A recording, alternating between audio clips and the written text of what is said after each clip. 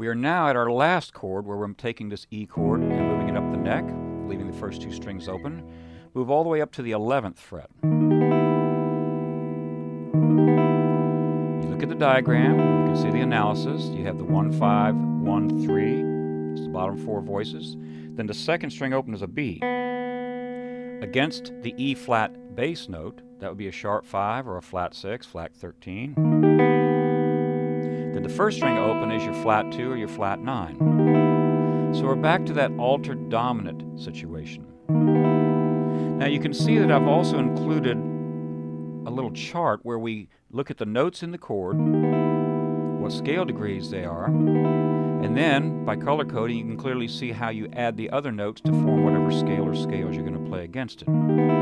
So anytime we've had one of these altered dominants, by nature of this chord, we have a natural fifth right there on the 5th string, and that's always going to clash with Superlocrian and a couple other altered dominant scales. So, you know, you have a situation where you might want to delete that to truly stay in the key. Now, I showed you some situations where we would enhance that dominant flavor by putting the 4th string in underneath your index finger bar. That gave you the flat 7. So then your 4th string ended up being a flat 7. Now you could do this on this particular voicing, but I'm going to show you another variation. If you want to get rid of the 5th altogether and you're going to be in this dominant situation, use this structure. Root, 3rd, flat 7, 3rd.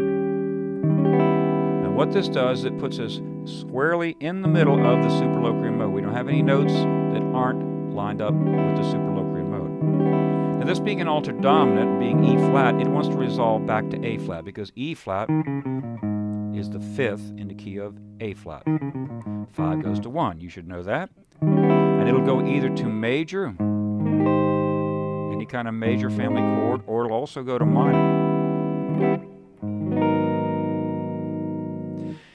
For soloing over this, I would suggest just go and play A flat minor pentatonic over the A flat minor chord, or Dorian, or Aeolian.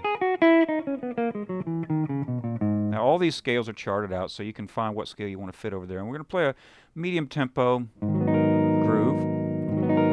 And then when I go up to the E flat 7, sharp 5, flat 9, it's called E flat 7 altered, you're going to play the Superlocrian mode. Now remember that the Superlocrian mode is mode 7 of the melodic minor. That's the one way to see it. So you have your scales all plotted out. And it would be wise for you to see the A flat minor pentatonic scale in the same vicinity. So that would be the 5th string root. And if you do the blues,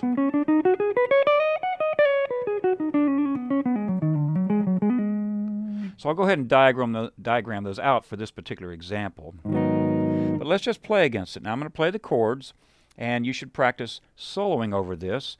And I'm going to use this structure, because if we use that E form, we have that natural 5th. It doesn't impart the flavor, and we actually have a note that doesn't fit. And I suggest you also try this back on those other two situations, which were B flat and A flat, where you had an altered dominant situation using the Superlocrian mode. That way everything lines up.